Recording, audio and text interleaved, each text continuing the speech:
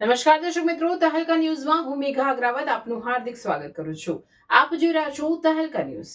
સુરત ગ્રામ્ય જિલ્લામાં નાસ્તા ફરતા આરોપીઓને પકડવા માટે ચાલી રહેલી ખાસ ઝુંબેશ અંતર્ગત બારડોલી ટાઉન પોલીસને મોટી સફળતા મળી છે. માંગરોળ પોલીસ સ્ટેશનના ગૌમાંસના ગુનામાં છેલ્લા 1 વર્ષથી પોલીસને થાપ આપી રહેલા આરોપી યુસુફ ઉર્ફે સલીમ હસન મુલતાનીને બારડોલી પોલીસે સુરત સર્કલ પાસેથી દબોચી લીધો છે. સુરત રેન્જ આઈજીપી પ્રેમવીરસિંહ તથા સુરત ગ્રામ્ય પોલીસ અધિક્ષક રાજેશ ગઢિયાના સૂચના મુજબ બારડોલી વિભાગના ડીવાયએસપી એચએલ રાઠોડના માર્ગદર્શન હેઠળ પીઆઈ વીએ દેસાઈની ટીમો કાર્યરત હતી.